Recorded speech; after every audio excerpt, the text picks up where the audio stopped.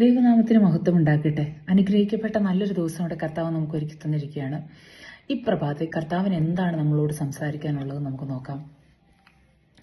ദൈവത്തിന്റെ വചനം ഇരമ്യാവ് 31:12 12 വാക്യം. അതിന്റെ അവസാന വചനമാണ്, അവസാനത്തെ വാക്യങ്ങളാണ് കർത്താവ് ഇന്ന് നമ്മളോട് സംസാരിക്കാൻ ആഗ്രഹിക്കുന്നത്. ഇരമ്യാവ് 31:12 അവസാനം, അവരുടെ പ്രാണൻ നനഞ്ഞിരിക്കുന്ന തോട്ടം പോലെയാകും, അവർ ഇനി ക്ഷീണിച്ചു പോകുകയില്ല. അപ്പോൾ ഇവിടെ ഒരു നനഞ്ഞിരിക്കുന്ന തോട്ടത്തെ പറ്റി പറയുന്നു. നമുക്കറിയാം, ഈ തോട്ടത്തെ പറ്റിയൊക്കെ അല്ലെങ്കിൽ ഈ മണ്ണിനെ പറ്റിയൊക്കെ നമ്മൾ കുറേ പഠിച്ചിട്ടൊക്കെ ഉണ്ട്.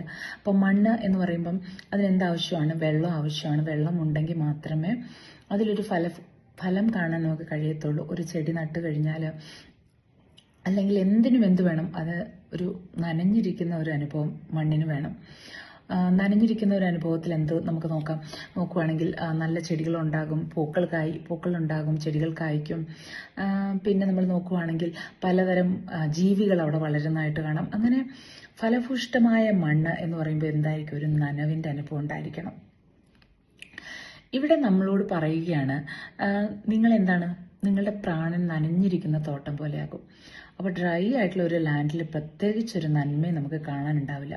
അത് വരണ്ട് കീറിയിരിക്കുന്ന ഒരു സ്ഥലം പോലെ, ഒരു നന്മ കാണാൻ കഴിയാതെ മുടങ്ങിക്കിടക്കുന്ന ഒരു അനുഭവം പോലെയായിരിക്കും. പക്ഷെ ഇവിടെ നമ്മളോട് പറഞ്ഞിരിക്കുക, നമ്മുടെ പ്രാണനെ നനഞ്ഞിരിക്കുന്ന തോട്ടം പോലെയാക്കുന്നു. അപ്പം നമ്മുടെ പ്രാണന്റെ ഉള്ളിൽ ഒരു നനവ് തരും, ഒരു അനുഗ്രഹം കർത്താവ് തരും. കഴിഞ്ഞ കാലങ്ങളിൽ ചിലപ്പം വരണ്ടിരിക്കുന്ന ഒരു അനുഭവമായിരിക്കാം പ്രാണനിലുണ്ടായിരുന്നത്.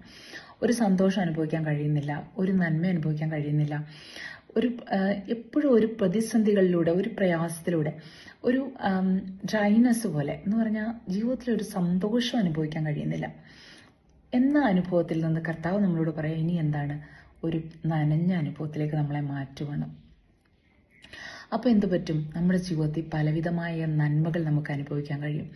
നമുക്ക് നമ്മളിൽ നിന്ന് ചില ഫലങ്ങൾ കായ്ക്കാൻ തുടങ്ങും. മറ്റ് പൂക്കൾ നമ്മളിൽ നിന്ന് കായ്ക്കാൻ തുടങ്ങും. അങ്ങനെ ഒരു ഫലവിഷ്ടമായ അനുഭവത്തിലേക്ക് നമ്മളെ നടത്തുമെന്ന് കർത്താവ് നമുക്കൊരു പ്രോമിസ് തരുവാണ്. അപ്പോൾ ജീവിതത്തിൽ ഇന്ന് വരെ വരണ്ട അനുഭവങ്ങൾ അല്ലെങ്കിൽ ഡ്രൈ ആയിട്ടുള്ള അനുഭവങ്ങളിലൂടെ കടന്നുപോയ വ്യക്തികളോട് ദൈവത്തിന്റെ ആത്മാവ് സംസാരിക്കുക, നിങ്ങളുടെ പ്രാണൻ നനഞ്ഞ തോട്ടം പോലെ ആക്കാൻ പോവാം. ഇനി ക്ഷീണിച്ചു പോകത്തില്ല. നമുക്ക് ഒത്തിരി ക്ഷീണം വരും. ഒത്തിരി ജീവിതയാത്രയിൽ ഒത്തിരി ചില സമയങ്ങളിൽ നമ്മൾ ഒത്തിരി തളർന്നു പോകും, ഒത്തിരി ക്ഷീണിച്ചു പോകും. കാരണം എന്താ? എപ്പോഴും ഡ്രൈ ആണ്, ഒരു നന്മ കാണാൻ കഴിയുന്നില്ല, ഒരു സന്തോഷം അനുഭവിക്കാൻ പറ്റുന്നില്ല. ഈ ഡ്രൈ ആയിട്ടുള്ള അനുഭവത്തിൽ നിന്ന് ഞാൻ എങ്ങനെ ഒരു നല്ല അനുഭവത്തിൽ, ഒരു സന്തോഷമുള്ള അനുഭവത്തിലേക്ക് ദൈവം എന്നെ ഒന്ന് നടത്തുന്ന പ്രാർത്ഥിച്ചുകൊണ്ടിരിക്കുന്ന വ്യക്തികളായിരിക്കും.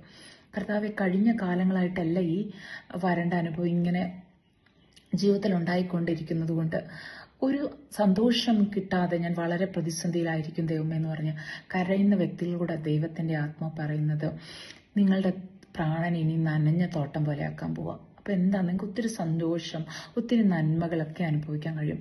അത് കർത്താവിലാണ് അനുഭവിക്കാൻ കഴിയുന്നത്. ഇനി നിങ്ങൾ ക്ഷീണിച്ച് തളർന്നു പോകേണ്ട അനുഭവമില്ല. കാരണം എന്താ? ദൈവത്തിൻ്റെ ആ ഒരു നനവ് നിങ്ങളിലേക്ക് കടന്നു വരും, ഒരു അനുഗ്രഹം, ഒരു നന്മ നമ്മളിലേക്ക് കടന്നു വന്നു കഴിയുമ്പോൾ ഇനി ക്ഷീണിച്ച് തളർന്നു പോകണ്ട, ആ നനവ് നമ്മളെ നടത്തും. അതെ, കർത്താവിൻ്റെ വചനം വീണ്ടും നമ്മളെ ഉറപ്പിക്കുക, നിങ്ങളുടെ പ്രാണൻ നനഞ്ഞ തോട്ടം പോലെയാകും. ഇനി അതിൽ നിന്ന് ഫലഭൂഷ്ടമായ നമുക്ക് പലതും നമുക്ക് ലഭിക്കുവാൻ കഴിയും. അതെ, നമ്മളിൽ നിന്ന് നന്മ കാണുവാൻ കഴിയും, ഫലങ്ങൾ കായ്ക്കുവാൻ തുടങ്ങും, നമ്മളിൽ നിന്ന് പൂക്കൾ ഉണ്ടാകാൻ തുടങ്ങും. അതേ, സന്തോഷത്തിന് അനുഭവങ്ങൾ നമ്മളിൽ നിന്ന് കടന്നു വരാൻ കഴിയും. അതെ, അതുകൊണ്ട് തന്നെ ഇതുവരെ അങ്ങനെ വേദനപ്പെട്ടിരിക്കുന്ന ഒരു വ്യക്തികളാണെങ്കിൽ അതെ, ഫലം കായ്ക്കാൻ തുടങ്ങുവാണ്. നനഞ്ഞ തോട്ടമാക്കി നമ്മെ ദൈവം മാറ്റാൻ പോവുകയാണ്. ഈ വചനങ്ങളിൽ നമ്മെ ഓരോരുത്തരെയും ദൈവം അനുഗ്രഹിക്കട്ടെ. ആമേൻ.